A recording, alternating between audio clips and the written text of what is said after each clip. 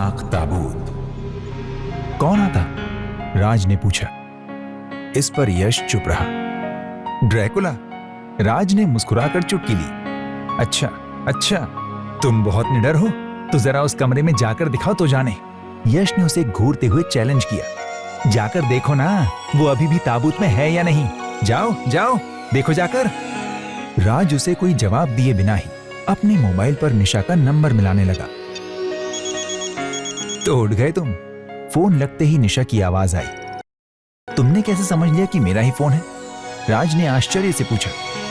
अपना नंबर तुमने ही तो मुझे बताया था, निशा ने जवाब दिया। ओह अच्छा, मुझे तो कुछ याद ही नहीं, राज ने कहा। याद नहीं तो छोड़ो। और वो यश? निशा ने पूछा। अभी उठे हैं हम दोनों, राज ने जवाब दिया। तो अभी ब्रेकफास्ट भी नहीं किया होगा? निशा ने पूछा। अब तैयार करने जा रहा हूं, राज ने बताया। इसीलिए तो वो पर्ची छोड़ाई थी। अब क्यों बासी खाते हो? तेजू बाबा खान सामा भी बहुत अच्छे हैं, ब्रेकफास्ट 15 मिनट में तैयार कर देंगे। अभी मैंने भी ब्रेकफास्ट नहीं किया है, सोच रही थी कि तीनों साथ ही ब्रेकफास्ट करेंगे। मैं तेजू बाबा से कहती आई हूँ कि ले आए तुम्हारे कमरे में। तो फिर आ जाओ, राज ने कहा। ओके के साथ दूसरी तरफ से फोन कट हो गया। क्या कह रही थी निशा? यश ने पूछा। तेजू बाबा अभी नाश्ता तैयार कर लाएंगे, वो भी आ रही है यहाँ, राज उत्साहित सा बोला। कल रात वो थोड़ी देर के लिए तो भयभीत नजर आई थी, पर यहां से जाते हुए वो बिल्कुल नॉर्मल हो गई थी। यश ने शंका भरे स्वर में कहा। मजबूत दिल की मालकिन है वो। राज उसकी आंखों में देखता हुआ मुस्कुराया। मजबूत दिल या?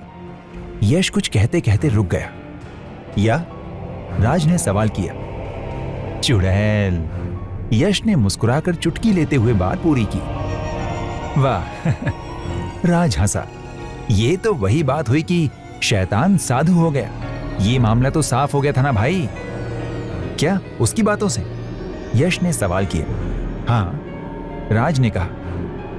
वो सब झूठ भी हो सकता है, हमने तो नहीं सुनी उसकी और उसकी मां की बातें, यश ने कहा। तेजू बाबा ने उसे बिटिया रानी कहकर बुलाया था जब हम हवेली के फाटक पर खड़े थे। राज ने उसे पिछली रात का हवाला दिया। वो भी कोई भूत ही हो सकता है, निशा खुद ये बात कह चुकी है, यश ने याद दिलाया।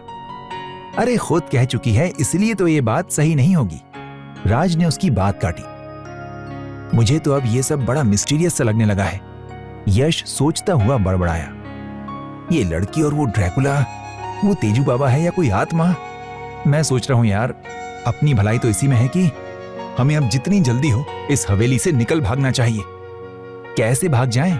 मौसम देख रहा है, राज ने खिड़की से बाहर देखते हुए कहा। यार बारिश तो अब रुक गई है, यश ने भी उधर देखते हुए कहा। खिड़की के शीशे देख, सूरज की रोशनी नहीं है, घने बादल अब भी छाए हुए होंगे। मॉनसून की बारिश है यार, इतनी जल्दी थोड़ी खत्म होती है, राज ने कहा। उसी समय दरवाजे पर दस्तक देकर निशा दरवाजा खोलती हुई अंदर आई और बोली, कहकर आई हूं तेजू बाबा से, अभी आ जाएगा ब्रेकफास्ट। कुछ पैसे भी दे आई हूं उन्हें, मुफ्तखोरी नहीं करेंगे हम, ये हमारी हवेली है तो क्या हुआ, तेजू बाबा का खर्च इसी से तो चलता है। तुम्हारी कार?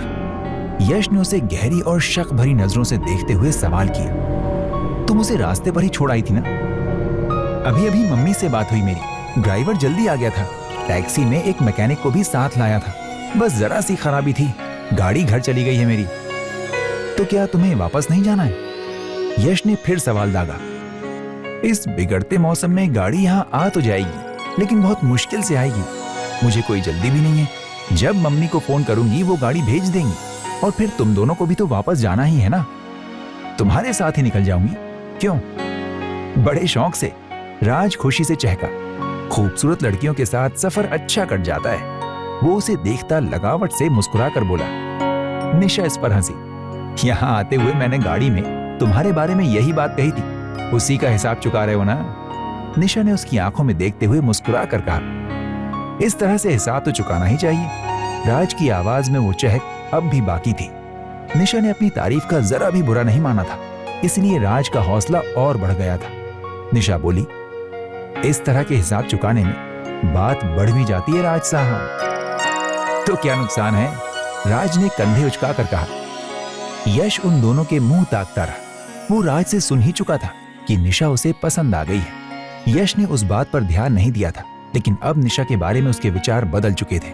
इसलिए वो चाहता था कि राज के लिए अच्छा ही होगा कि वो निशा के करीब होने की कोशिश ना करे। इस समय उन दोनों में जो बात हो रही थी उससे साफ था कि राज को निशा से अच्छा खासा रिस्पॉन्स भी मिल रहा था। इन दोनों में इस तरह की छेड़छाड़ चल ही रही थी कि तेजू बाबा उन लोगों के लिए एक ट्रे पर ब्रेकफास्ट ले आए।